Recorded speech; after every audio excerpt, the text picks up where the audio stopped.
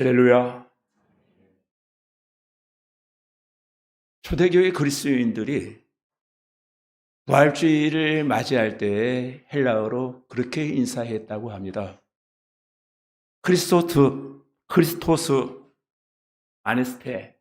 크리스토스 아네스테, 이 말은 그리스도께서 살아나셨다, 이것이 인사말이었다고 합니다. 그리고 청교도들이 미국에 이민을 가서 첫 번째 부활주의를 맞이할 때 그들의 인사말은 해피 이스터. 해피 이스터. 이 말은 아마도 부활절까지 살아있게 된 것이 감사하다, 또 한 번의 부활절을 맞이할 수 있는 것이 참 행복하다라고 하는 마음으로 해피 이스터라고 하는 인사말을 했다고 합니다. 오늘 또 우리도 해피 이스터 한번 옆에 계신 분과 인사하시기 바랍니다. 해피 이스터. 예. 발음이 안 좋아도 그냥 잘 받아주세요. 해피 이스터. 다시 한번 부활절을 허락하신 하나님이 저에게도 그런 마음이 있습니다. 또 한 번의 부활절을 맞이할 수 있도록 나 같은 죄인 살려주시고 은혜 베풀어 주시고 나의 또 예배를 받아주신 하나님 감사합니다. 이 마음이 저에게도 있고요. 오늘 여러분, 중동 분쟁으로 말미암아 많은 생명들이 위험을 받고 안타까운 생애를 맞이하는 이 안타까운 현실 속에서도 우리에게 안정된 마음을 허락하셔서 다시금 예배할 수 있는 것, 부활의 아침을 다시 한번 맞을 수 있다라고 하는 것은 참 감사할 일이고 행복한 일이다 생각이 되어집니다. 그래서 오늘 말씀의 제목은 끝났다고 생각하는 그 순간에 라고 하는 제목으로 하나님의 말씀을 나눌 때 여러분의 기존에 세미하신 주의 음성이 이 시간도 들려지기를 주님의 이름으로 축복합니다. 먼저 여러분에게 제가 한 가지 질문하겠습니다. 살아계십니까? 아니면 버티고 계십니까? 살아계세요? 아니면 근근히 버티고 계십니까? 우리 매일 움직입니다. 아침에 일어나면 커피를 한잔하고 밥도 먹고 전화도 하고 사람도 만나고 그렇게 하루를 채워갑니다. 근데 가만히 내 내면의 세계를 들여다보면은 이게 삶이 아니라 버팀처럼 느껴질 때가 많이 있습니다. 존재를 위한 삶이 아니라 생존을 위한 서바이벌 게임처럼 전투하듯 살아가는 나의 모습을 발견할 때가 있습니다. 마치 내 삶은 전투적인 삶입니다. 하루를 겨우 넘기고 한 주를 겨우 버티고 그저 내 마음속에 한 가지 기도의 소원이 있다면 오늘도 무사히 아무 일도 일어나지 않기를 기대하며 기도하며 살아갑니다. 그러다 보면 마음속 깊은 곳에서 조용히 이런 음성이 들려옵니다. 이게 내가 원했던 삶일까? 꼭 이렇게까지 살아야 하나? 이렇게 산다고 해서 더 나아질까?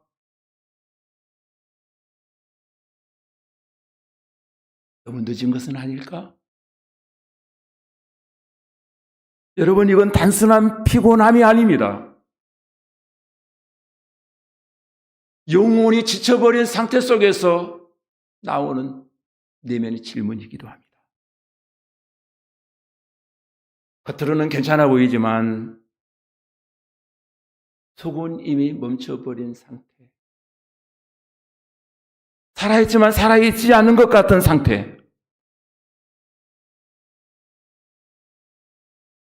오늘 본문 속 제자들이 정확히 그런 자리에 있었습니다. 예수님을 열심히 따를 때에는 뭔가 달라질 줄 알았습니다. 나름의 기대감도 있었습니다. 희망도 있었고 미래도 있었고 기대가 솟구쳤습니다. 그런데 어느 날 갑자기 십자가라고 하는 대사건이 발생한 겁니다.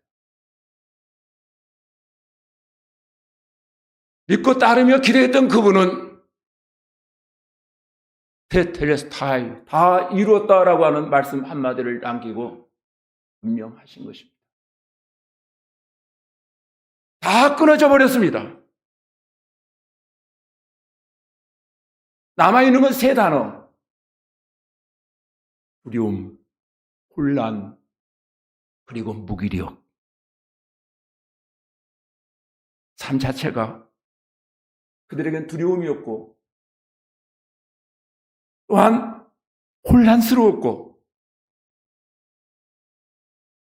현실 자체가 너무도 무기력감에 빠져버린 겁니다.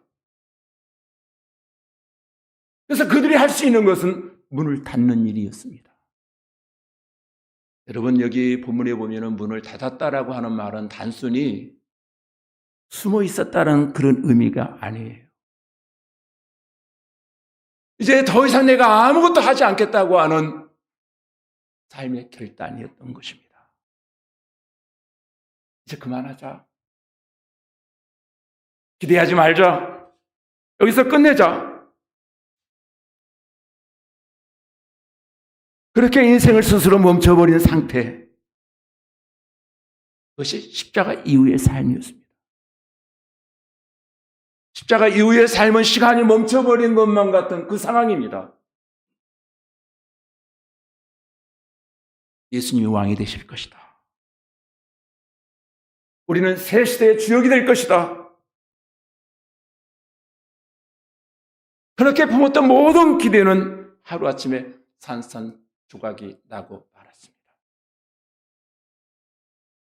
그래서 그들은 이렇게 생각했을 것입니다. 이젠 끝이다. 돌이킬 수 없다. 우리는 다 실패했다.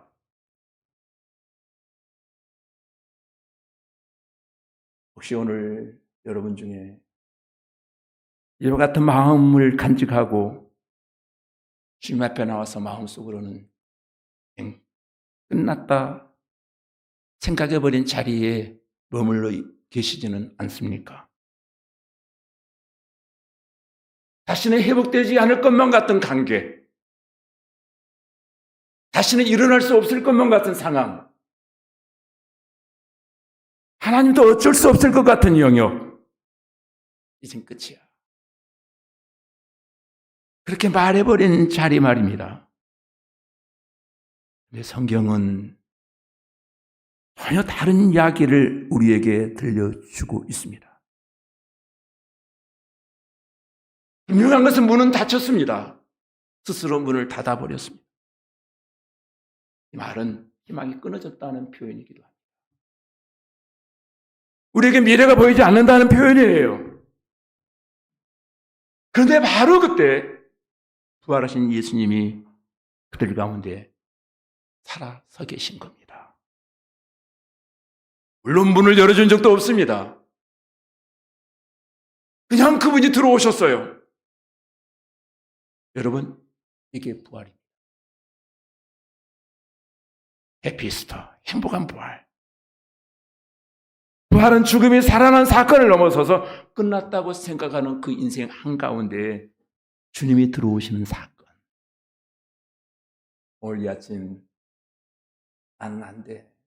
나는 아마 여기까지인가 봐 라고 생각하시는 여러분의 마음속에 부활하신 주님이 찾아오셔서 다시금 해피 이스터를 외칠 수 있는 귀한 시간이 되어지기를 주님의 이름으로 축원합니다. 그들은 끝난 줄 알았습니다. 인생이 다시 시작되고 돌이킬 수 없다고 여긴 순간 주님이 그들 한가운데 찾아오신 겁니다. 나는 분명히 끝이라고 말했는데 그게 끝이 아니더라는 거예요. 오늘 말씀은 끝났다고 생각했던 사람들에게 다시 시작을 선언하시는 부활의 주님 이야기가 여러분의 귀에도 들려지고 여러분의 마음속에 새로운 뜨거움이 다시금 회복되어지는 귀한 시간이 되어지기를 주님의 이름으로 축복합니다. 문을 닫아도 주님을 부활은 막을 수 없었다라고 하는 것을 우리에게 보여주고 있습니다. 여기 제자들이 두려워서 문을 닫았더니라고 하는 말은 헬라어 뉘앙스에 보면은 그 문을 폐쇄시켜 버렸다. 두려워서 다시는 그 문을 사용하지 아니하도록 폐쇄시켜 버렸다라고 하는 단어를 클레이오라고 하는 단어를 씁니다. 다시는 출입할 수 없는 문을 만들어 버렸다는 거예요.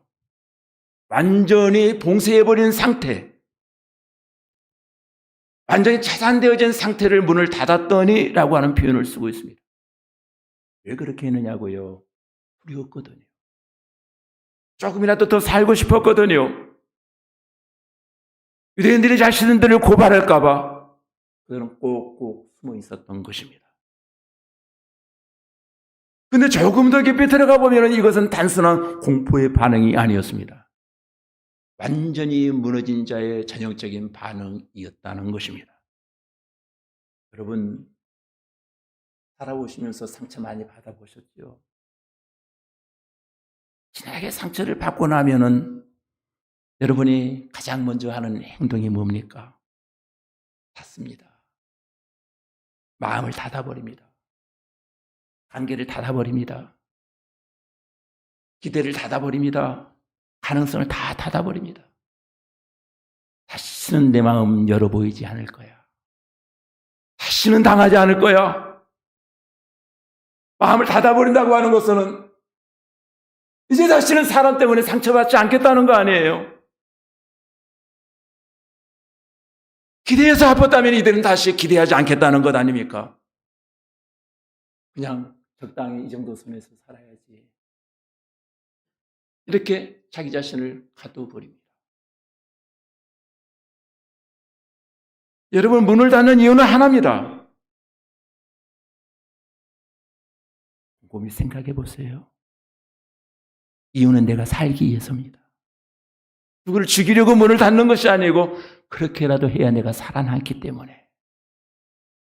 근데 아이러니하게도 이와 같이 문을 닫는 순간 살아있지만 살아있지 않는 상태가 되어지고 만다는 거예요.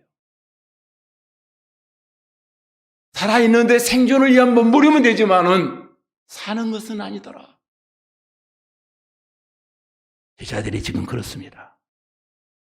살아있습니다. 숨도 쉬고 있습니다. 근데 시간이 멈춰버린 것만 같고 자기들의 인생이 중지된 것만 같아요.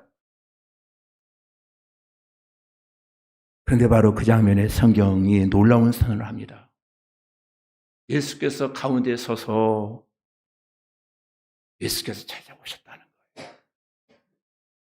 절망과 고민과 염려와 걱정 가운데 있는 여러분 마음속에 이 시간에 예수님이 찾아오시는 역사가 일어나기를 주님의 이름으로 축원합니다.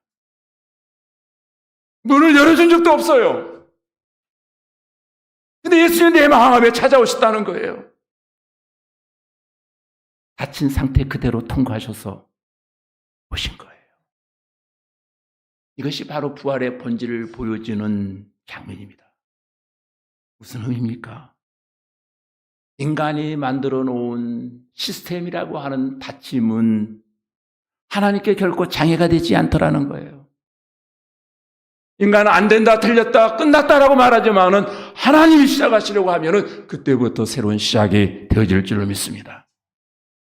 그건 내 생각이고 내 판단이지 하나님의 선언은 아니었어요.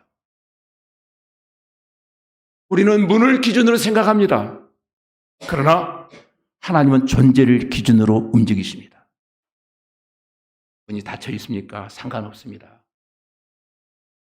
마음이 굳어버렸습니까? 상관없습니다.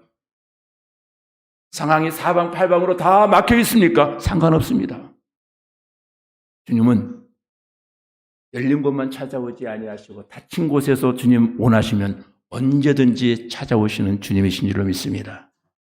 이것이 부활의 은혜인 줄로 믿습니다. 우리는 보통 이렇게 생각합니다. 내가 준비되어야 하나님이 찾아오시겠지. 내가 나름 조금 괜찮아지면 하나님이 역사하시겠지. 아니에요. 나의 준비와 상관없이, 나의 상태와 상관없이 하나님이 원하시면 언제든지 무너진 그 자리에 주님은 오셔서 그를 위로해 주시고 격려해 주시고 만져주시는 하나님이십니다.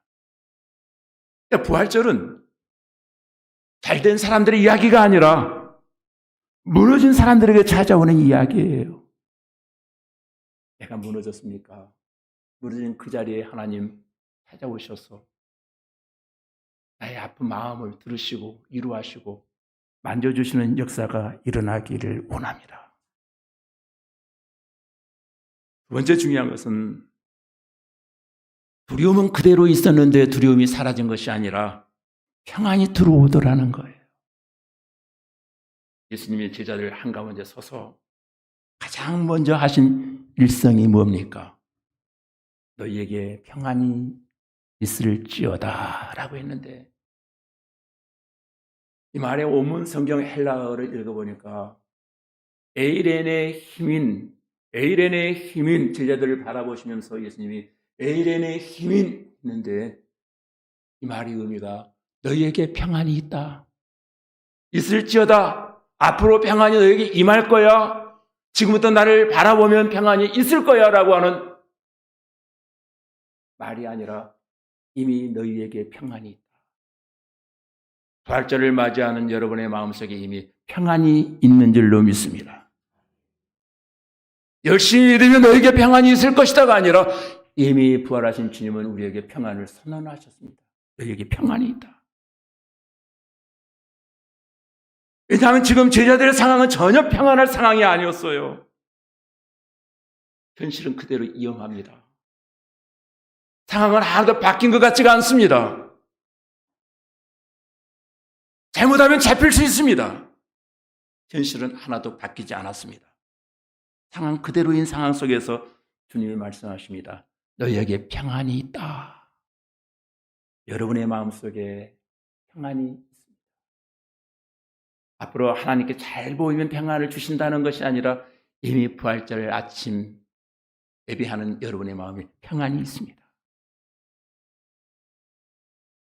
문제가 해결되면 평안이 있을 것이다 라고 말하지 아니하고, 문제는 그대로 있지만 너희의 마음은 평안할 것이다. 어둠을 물리치기 위해서는 빛이 필요한데, 빛이 들어오면 어둠은 자동적으로 물러갑니다. 하나님 평안이 우리 안에 들어오면 두려움은 자동적으로 사라지게 된다는 사실입니다.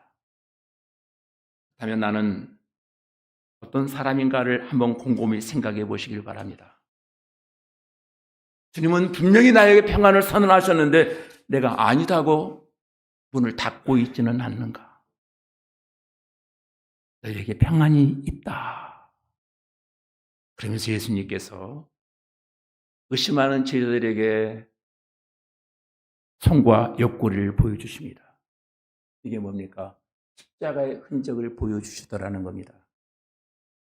이 장면은 굉장히 중요합니다. 왜냐하면 이 평안이 어디에서 온가를 우리에게 보여주고 있습니다. 이 평안은 아무런 대가 없이 주어지는 감정이 아니었다는 거예요. 고통을 지나 십자가를 지나 보혈을 지나 부활을 통해 주어진 평안, 에이레네 너희에게 평안이 있다. 하나님이 주신 평안은 빼앗길 수 없다는 거예요. 이 평안은 절대로 잊어버릴 수 없어요. 여러분 환경이 좋아져서 얻은 평안은 환경이 무너지면 여지없이 그것도 무너져버리고 맙니다.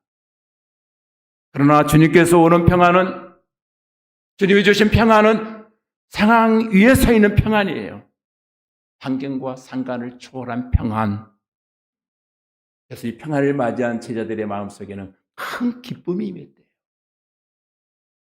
하나님이 주신 그 평안으로 말미암아 여러분의 마음속에 큰 기쁨이 넘쳐나기를 주님의 이름으로 축원합니다. 큰 기쁨이 넘쳐나면 두려움은 자동적으로 삭제되어져 간다는 거예요. 여기에 중요한 포인트가 있습니다. 두려움이 먼저 사라진 것이 아니라 평안이 들어오니까 두려움이 힘을 잃어버리고 말았다는 거예요. 이 역사가 여러분에게도 일어나기를 바랍니다. 여러분, 어둠을 없애는 방법은 몽둥이 가지고 없앨 수 없고요. 돈 가지고 없앨 수 없고요. 평안이 들어오면은 어둠은 자동적으로 물러가더라는 거예요. 지금 우리가 사는 시대는 불안을 기본값으로 하는 시대를 우리는 살고 있습니다. 불안이 기본값이에요. 미래가 불안하고, 현실이 불안하고, 경제가 불안하고, 건강이 불안하고, 관계도 불안하고, 사방팔방 다 바라보아도 불안이라고 하는 단어밖에는 보이지 않습니다. 그때 사람들이 추구하는 단어 하나 있으면 안정이라고 하는 단어를 추구합니다. 어떻게 하면 생존의 안정을 가질 수 있을까? 돈으로 안정을 찾으려 하고요. 관계로 안정을 찾으려 하고요. 정보로 안정을 찾으려고 몸을 칩니다. 근데 세상이 주는 이 안정은 채워지지가 않아요. 사는 목마름처럼 아무리 가져도 그 목마름의 안정이 해결되지 않아요. 그래서 욕구불만이 생깁니다. 욕구가 채워지지 않으니까 욕구불만이라는 단어가. 평안은 환경에서 오는 것이 아니라 주님께로부터 오는 것이기 때문입니다. 오늘 이 아침 여러분의 마음을 한번 조용히 점검해 보시길 바랍니다. 나는 도대체 무엇 때문에 불안한가? 나는 그 불안을 없애기 위해서 무엇을 하고 있는가? 무엇을 붙잡고 있는가? 곰곰이 생각해 보시기 바랍니다. 불안의 근원이 무엇입니까? 주님은 오늘 말씀하십니다. 문제가 해결될 때까지 기다리지 말고 내가 들어가게 하라. 상황이 바뀌기 전에 내 마음부터 바꾸겠다. 이게 부활입니다. 부활은 상황을 뒤집는 능력이 아니라 사람을 새롭게 하는 하나님의 능력입니다. 또 하나 우리가 꼭 기억해야 될 것은 살아난 사람은 숨지 않고 움직이기 시작한다는 거예요. 예수님께서 평강을 주신 다음에 곧바로 이렇게 말씀하십니다. 아버지께서 나를 보내신 것 같이 나도 너희를 보내노라. 이 말은 단순한 격려가 아니에요. 너의 삶이 지금까지 무의미하다고 생각했는데 이제 내가 무자를 빼버리고 의미를 너에게 부여하겠다. 의미 있는 삶을 살아라. 그 의미 있는 삶이 뭐냐? 예수 그리스도를 증거하는 사명자의 삶을 살아라. 너희들의 아이덴티티, 정체성은 이미 결정되었다. 숨어있는 존재가 아니다. 더 이상 두려움에 묶여 살지 말아라. 아무것도 나는 아니다고 생각하지도 말아라. 그러면서 예수님께서 아포스텔로 내가 너희를 보내노라. 이 말은 굉장히 중요한 말이었습니다. 제자들을 단어로 헬라어로 명칭할 때 아포스텔레스라고 말하는데 여기 아포스텔로 너희를 보내노라 하는 것은 내가 너희를 내 제자 삼겠다. 나를 증거하는 나의 제자가 되어다오. 굉장한 사명감을 그에게 준 것이었습니다. 조금 전까지 문을 닫고 살기 위해서 숨어있던 사람들이었어요. 근데 평강의 하나님의 그들의 마음속에 오심으로 말미암아 그들은 보냄받은 자가 되었다는 거예요. 아포스텔로. 제자적 사명을 감당하며 주님의 살아나심을 증거하는 사람들이 되라는 것이었습니다. 그렇다면 부활절은 단순히 살아나셨다라고 하는 것으로 끝나서는 안 돼요. 살아나신 그 주님을 증거하는 아포스텔로 보냄받은 자가 되어야 한다는 거예요. 누군가에게 주님 살아나셨다. 에피스도 나는 부활절 때문에 행복하다. 부활절까지 살려주신 하나님, 또 한 번의 부활절을 맞게 하신 하나님 감사합니다. 왜? 부활절을 기점으로 해서 우리는 아포스텔로 보냄받은 자들이 되어지거든요. 왜 우리에게 생명을 연장시켜 주셨냐고요? 이유가 있습니다. 누군가에게 이 생명의 복음을 증거하라고 보냄받은 자로 저희들을 시간 파송하십니다. 보냄 받을 때 그냥 보내지 아니하시고 예수님께서 하신 말씀이 성령을 받아라, 성령을 받아라. 이 말은 굉장히 중요한 말씀입니다. 사명만 주시고 끝내는 것이 아니라 그 사명을 감당할 수 있는 성령을 내가 너에게 부어주겠다는 거예요. 성령의 권능이 저와 여러분에게 임하면은 그 성령께서 우리를 인도하실 것이고 지켜주실 것이고 보호해 주실 테니까 담대하게 가라. 세상을 향해 가라는 거예요.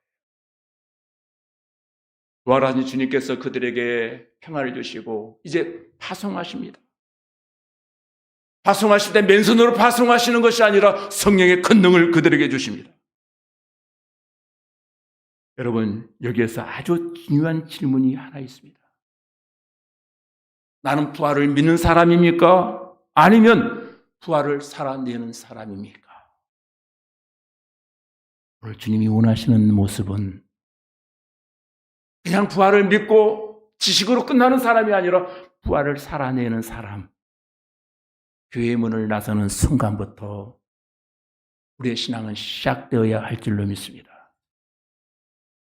교회 안에서만 해피이스터를 외치는 사람이 아니고 세상을 향해 해피이스터를 외칠 수 있는 사람들. 이 말은 이제 살아남은 너희가 보냄받은 너희가 해야 될 사명이 있다면 복음을 전하는 통로가 되어다오. 이 복음의 통로가 되어지기를 나는 원한다. 이 복음이 너희를 통해서 온 세상에 증거되어지기를 원한다. 이젠 가라. 더 이상 숨지 말고 두려워하지 말고 내가 너희에게 성령의 권능을 물붓듯이 부어주겠다. 말씀을 외치려고 합니다. 부활주일 아침입니다. 여러분의 마음이 여전히 닫혀 있지는 않았습니까? 남들이 경험하지 못한 나만의 상처 있죠. 다 상처 없는 사람이 누가 있습니까? 나만의 실패 때문에, 나만의 두려움 때문에 나는 안 돼, 안 되겠어. 주님은 그렇게 말씀하시지 않습니다. 숨어있던 초라한 제자들에게 오신 주님은 가라. 보냄받은 자 너희들은 내 제자다. 내가 너희를 파송하노라. 여러분, 오늘 부활은 에피스토라고 하는 단어 하나 애우고 끝나는 사건이 아니라 우리가 이제부터 살아내야 할 현실입니다. 인생 한가운데에서 주님은 우리에게 평강을 주셨습니다. 이제 저와 여러분이 응답할 차례입니다. 주님, 영접합니다. 내 안에 들어오십시오. 주님, 나를 바꾸십시오. 주님, 누군가가 꼭 가야 된다면 나를 보내시옵소서. 부활절 이후 보냄받은 자로서의 삶을 살아내는 저와 여러분들이 되어지기를 주님의 이름으로 축복합니다. 기도하시겠습니다.